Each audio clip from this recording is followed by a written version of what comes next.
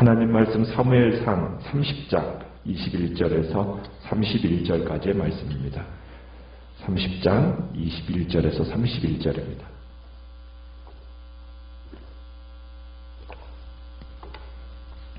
사무엘상 30장 21절에서 31절까지의 말씀입니다. 사무엘상 30장 21절입니다. 다윗이 전에 피곤하여 능히 자기를 따르지 못하므로 부솔 시내에 머물게 한 200명에게 오매 그들이 다윗과 그와 함께 한 백성을 영접하러 나오는지라. 다윗이 그 백성에게 이르러 문안하매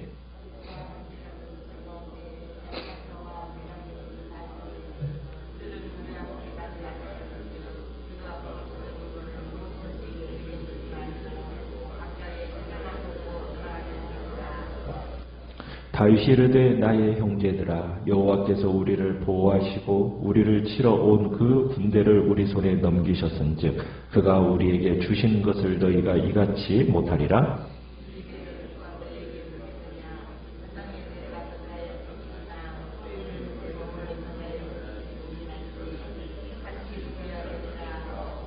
그날부터 다윗이 이것으로 이스라엘의 율례와 규례를 삼았더니 오늘까지 이르니라.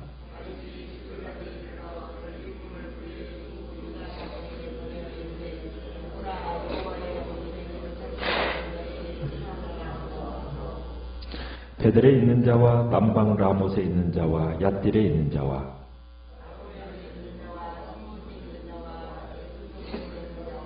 라갈에 있는 자와 여라무엘 사람의 성읍들에 있는 자와 겐 사람의 성읍들에 있는 자와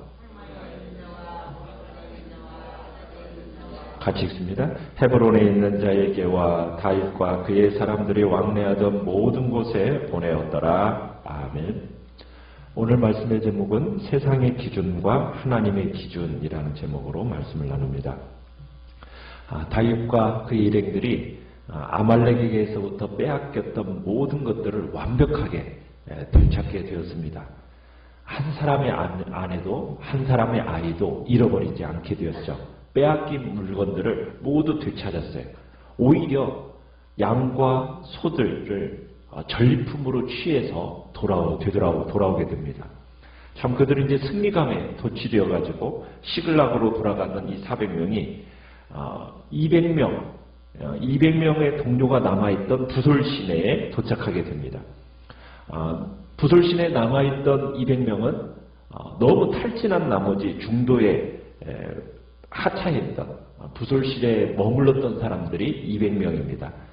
이 사람들은 다소 미안한 마음으로 계산한 다윗과 그와 함께한 백성들을 영접하러 나왔습니다. 400명의 동료들은 광야와 또 아말렉의 그 공포를 무릅쓰고 있는 동안에 그저 이 사람들은 시냇가에서 씁쓸한 마음으로 관망만 해야 했기 때문에 아마 그 마음에 미안한 마음들이 있었을 겁니다. 이제 뒤에 남겨졌던 이 200명의 사람들이 벌떡 일어나서 아내와 또 아이들을 만나서 껴안고 막 입맞추고 했었을 겁니다. 비록 자기들이 힘을 보태지는 못했지만 동료들의 거둔 승리를 함께 기뻐하고 있는 거죠. 자, 그런데 이런 다윗의 일행에게 문제가 하나가 생깁니다. 아말렉과의 싸움에서 얻은 탈취물에 대한 분배에 문제가 생기게 되는 거예요. 다윗과 함께 추격해서 참여한 무리 중에 악한 자와 불량배들이 22절에 그렇게 되어 있는데요. 그들이 부솔 시내를 건너 아말렉 진영을 급습한 전쟁에 참여하지 않은 자들에게는 전리품을 나눠주지 말자, 이렇게 선동하고 나선 겁니다. 어떻게 보면은 세상적인 논리로 그들의 말이 맞는 것 같지 않습니까? 우리 같아도 이거 내 목숨 걸고 싸워서 얻은 건데 저 사람들은 피곤하다고 부솔 시내가에서 놀고 있었는데 저 사람들에게 내가 정말 죽음을 무릅쓰고 얻은 이 전리품을 저 사람들에게 나눠줘? 절대 안 돼. 그냥 처자식들만 돌려주자. 이게 이제 지금 이 사람들의 주장인 거예요. 그러니까 아내와 아들을 다시 만난 것으로 됐지 뭐 더 이상 줄 수 없다. 양이나 염소 새끼 한 마리 뭐 말할 것도 없고 아말렉에게서 빼앗아온 물건 단 한 개도 나눠줄 수 없다. 어떻게 보면은 무노동, 무임금, 비원칙을 적용하자고 지금 이야기하고 있는 겁니다. 자, 이 전리품을 배분하는 문제에 있어서 다윗은 지금 어떤 결정을 내리고 있습니까? 24절에 가보면은 이 다윗이 부솔시내에 터진 문제에 개입하면서 판결을 내리는데 어떤 판결을 내렸습니까? 도중 하차해서 뒤에 남아 시내가에서 물건을 지켰던 200명이나 목숨 걸고 싸움터로 나가 싸운 400명이나 모두 어떠하다고요? 동등하다. 그래서 동일하게 나누라고 지금 명령을 내리고 있습니다. 자, 다윗이 이러한 결정을 내리게 된 전제 원리, 이게 뭐가 있을까? 첫째, 지금 23절에서 얘기하는 것이 뭐냐면 전쟁에서 이긴 게 하나님의 은혜라는 거죠. 하나님의 은혜. 전쟁이라는 것은 여호와께 속한 것이기 때문이라는 거예요. 그리고 이스라엘이 이렇게 전쟁에서 얻은 전리품도 하나님의 선물이라는 거죠. 주께서 우리에게 선물로 주신 것을 가지고 이렇게 처리해서는 안 된다. 이게 다윗의 의견입니다. 두 번째로 전쟁에서 전리품보다도 더 중요한 하나님의 선물은 뭐냐? 하나님의 개인적인 보호가 있었고 승리라는 거예요. 하나님께서 전쟁에서 죽지 않도록 보호하신 하나님의 은혜, 그분의 승리를 만끽할 때 덜 중요하다고 여겨질 수 있는 이 전리품을 나누는 것은 당연하다는 거죠. 전리품을 나누고 나누지 않고는 지금 어떻게 보면 가치관에 관한 문제라고 지금 여기고 있는 겁니다. 그러면서 세 번째로 무엇을 얘기하느냐? 이스라엘은 같은 자격과 권리를 가진 사람들로 이루어진 공동체다. 이게 이제 다윗의 이런 결정을 내리게 되는 전제 원리입니다. 성경은 지금 이렇게 공정한 분배를 요구하고 있는 주동자들을 가리켜서 22절에서 뭐라고 불렀습니까? 악한 자와 불량배들, 이렇게 부르고 있어요. 어떻게 보면은 상식적이지 않습니까? 당연한 정의를 요구하고 있는 사람들이잖아요. 그런데 이들을 향해서 너무 지나치게 심한 욕이 아닌가 싶을 정도로 이들을 향해서 악한 자들, 불량배들, 이렇게 지금 말하고 있다는 거예요. 그러나 이들이 본래 어떤 사람이었던지를 한번 생각해 보자는 거죠. 이들이 과연 내세울 만한 것이 있느냐는 거예요. 전혀 없던 사람들이라는 거죠. 아무 공로도 없었고 어떻게 보면 비참한 삶으로 살아가던 이들의 건진받은 자가 바로 이들이었고, 환난당하고 가난하고 고통당하는 자들, 그들을 하나님께서 건지셔서 하나님의 섭리와 구원 가운데 시글락이라는 한 공동체를 이루게 하셨잖아요. 아말렉 추격 사건도 그렇다는 거예요. 처음에는 이들 모두가 다윗을 어떻게 하려고 했습니까? 돌로 쳐 죽이려고 했었어요. 그런데 지금 이런 그들이 지금 다윗 가족과 이런 것들을 되찾을 수 있었던 게 누가 이 일에 대해서 어떻게 했기 때문입니까? 먼저는 다윗과 아비아달이 하나님께 기도했기 때문이고, 또 광야길을 걷다가 죽어가는 애굽 소년을 만나서 그에게 동정을 베풀었기 때문에 이 일이 가능하게 되었던 것이거든요. 그러면 지금까지 경험했던 모든 게 뭐냐는 거예요. 순전히 하나님의 은혜 아니냐는 거예요. 은혜라면 지금 물건을 공정하게 나누자, 이런 말이 나올 수 있겠느냐는 얘기예요. 하나님이 정말 그들을 놀랍도록 이렇게 관대한 은혜를 베풀어 주셨는데, 대하셨는데, 그러면 너희들 역시 놀랍도록 관대한 은혜로 대해야 되는 거 아니냐. 이게 이제 그 이야기예요. 이게 바로 이게 다윗의 신념이었던 거죠. 그래서 다윗은 나고되었던 200명에게도 똑같이 하나님의 은혜를 분배하고 있는 거예요. 전쟁에서 얻은 전리품에 나누는 이 일이 다윗이 통치하면 모든 사람에게 공평하게 대할 것이라는 어떤 상징적인 의미를 지니고 있습니다. 그래서 다윗이 이 전리품을 배분하는 이 원칙의 하나의 전통이 되어가지고 25절에 보면 이렇게 표현하면서 오늘까지 이르니라 이렇게 되어 있죠. 오늘까지. 이게 사무엘서 기자가 그 당시 살아있던 그 시대까지도 이것이 뭐가 되었다 이거래요? 이스라엘의 율례와 이스라엘의 규례를 삼았다. 남아있게 되었다. 그러니까 이 명령은 그 당시에 그냥 한 번만으로 끝난 게 아니라 계속해서 이스라엘이 지켜야 할 율례와 규례가 된 겁니다. 우리는 여기서 새로운 율례를 공포하는 왕으로서의 다윗, 그 사람을 볼 수 있는 겁니다. 이런 면에서 모세의 율법도 계속해서 나오는 약한 자를 보호하는 법. 이게 지금 다윗에게서도 동일하게 이어져 가고 있는 거죠. 다윗은 원래 약한 자였어요. 그죠? 이세의 몇 번째 아들이었습니까? 8번째 막내 아들이었습니다. 막내 아들로 태어가지고 항상 외부인 취급받았어요. 형들 사이에 끼지를 못했습니다. 형들은 어떻게 보면은 앞에 나가서 막 활동할 때 자기는 항상 뒤에 남아가지고 짐을 지키는 일이나 했던 자가 바로 다윗이었던 거예요. 그러니까 다윗은 바로 짐 지키는 자의 심정을 누구보다도 잘 알았던 거죠. 약한 자의 서름을 알았던 자가 바로 다윗이었던 거예요. 그래서 질서를, 힘이 약한 자를 보호하는 질서로 지금 바꿔낸 겁니다.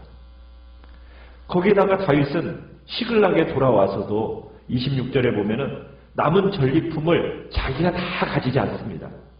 아말렉 사람들로부터 탈취한 것을 어떻게 합니까? 평소 왕래하던 유다 여러 성읍에 보내서 같이 나눕니다. 이유는 뭐겠어요?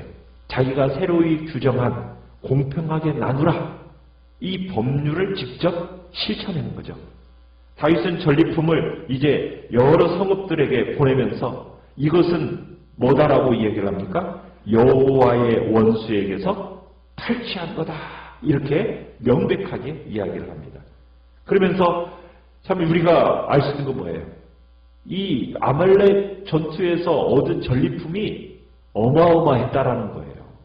그러니까 여러 성읍들에게 지금 나눌 수 있을 정도로 엄청난 양의 전리품을 취했다라는 것을 우리가 볼 수 있는 겁니다. 많은 양을 하나님께서 선물로 이 다윗에게 선사하셨던 거예요. 다윗이 선물로 보낸 지금 마을이 몇 개입니까? 13개. 마지막에 헤브론으로 이렇게 마무리가 되고 있는데, 이 장로들이 나중에 이제 다윗이 왕이 될 때 중요한 역할들을 담당하게 되죠. 다윗은 노량물을 나눔으로 인해서 지금 여호와의 적을 이긴 즐거움을 온 유다와 함께 나누고 있는 겁니다. 그러니까 이 일을 통해서 사람들의 호감을 샀을 뿐만 아니라 자기야말로 이스라엘의 진정한 지도자라는 사실을 암시하고 있는 거죠. 내가 왕이 된다면 이스라엘은 모든 적들로부터 보호받고 승리할 수 있게 되고, 그리고 풍요롭게 살 거라는 것을 어떻게 보면 강조하고 있는 것이 지금 이 모습입니다. 그러니까 여호와께서 세운 왕은 주는 왕이에요. 주는 왕. 관대한 왕입니다. 그런데 인간 왕은 어때요? 인간 왕은 취하는 왕이죠. 인간이 세운 왕은 취하기만 해요. 그러나 여호와 하나님께서 세운 왕은 어떤 왕이라고요? 주는 사람이에요. 관대한 사람이에요. 결국에는 자기 생명까지 포함해서 모든 것을 주시는 참된 왕, 누구를 예고하고 있는 겁니까? 예수 그리스도의 출현을 예고하고 있는 거죠.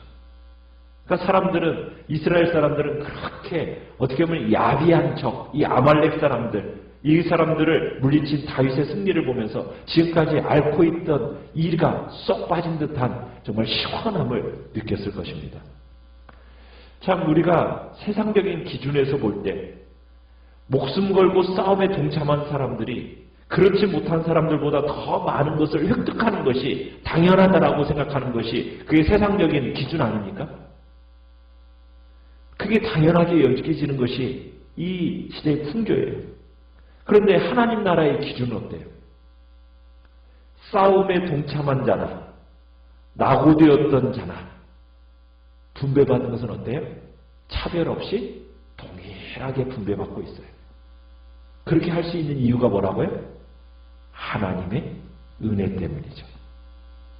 싸움을 했지만 실상은 하나님이 보호하시고 하나님이 이기게 하심으로 주어진 이 믿음의 은혜의 원리, 이 원리이기 때문에 그게 가능한 거예요. 승리가 하나님의 선물이라는 거죠. 그러니까 그것을 모두에게 나누어 주는 것이 하나님 나라의 기준이라는 겁니다. 여러분, 이 같은 교훈이 예수님이 비유로서 설명을 하셨어요. 마태복음 20장에 보면 그 품꾼의 비유 있잖아요. 일한 만큼 받는 게 아니라 모두 똑같이 임금을 받았잖아요. 한 데나리오.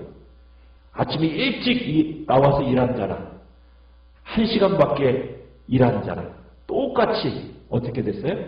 한 데나리온을 동일하게 받았어요. 그러니까 나중에 오랜 시간을 일한 품꾼들이 막 불평하잖아요. 그때 주인이 꾸짖죠. 내 것 가지고 내 마음대로 하는데 네가 나를 악하다고 보느냐. 그러면서 뭐라고 얘기하냐면 나중 든 자가 처음 들 것이다라는 말씀을 하시죠. 우리는 하나님으로부터 많은 은혜를 누리며 살아가고 있습니다. 그럼에도 불구하고 마치 내가 노력해서 얻은 것처럼 그렇게 여기면서 살아가요. 그러다 보니까 우리가 나누는 것이 어렵습니까? 쉽습니까? 어려워지는 거예요. 그죠? 왜? 내가 노력해서 내가 얻은 내 것인데 어떻게 이 피땀 흘린 것을 내가 나눠줘? 그러나 그것은 우리 기독교의 마음이 아닌 거죠. 하나님의 은혜를 아는 사람이라면 이 모든 것이 하나님의 선물임을 알기 때문에 내가 가진 모든 것들을 움켜잡기보다는 넉넉하게 관대한 마음으로 나눠줄 수 있는 삶을 사는 것이 바로 우리의 마음이 된다는 겁니다. 부솔 시냇가에 있었던 200명이 받은 은혜, 이게 바로 지금 우리가 받아 누리는 은혜라는 겁니다. 공로 없는 죄인, 빈손 들고 주님 앞에 나아가지만 하나님이 우리를 법대로 처단하지 아니하시고 똑같이 은혜를 주시는 거예요. 항상 이 은혜가 우리 속에 있어야 합니다. 신앙생활이 오래된 사람일수록 가면 갈수록 정말 이 감사가 적어지는 시대를 살고 있어요. 우리는 우리 속에 다시 한번 주님의 은혜, 이 근본적인 감사가 회복되는 은혜가 나타나기를 간절히 바랍니다. 내 손에 있는 모든 것이 내가 수고해서 얻은 것이다 이렇게 생각하여서 움켜잡기보다는 내게 주어진 모든 것이 하나님의 은혜요, 하나님의 값없이 주어진 선물이라고 우리는 여기고 그것을 마음속에 되새기면서 그 은혜를 가지고 넉넉하고 관대한 마음으로 손을 펴서 나눠줄 수 있는 복된 사람이 되게 해달라고 이 시간 주님 앞에 기도하며 나가시기 바랍니다.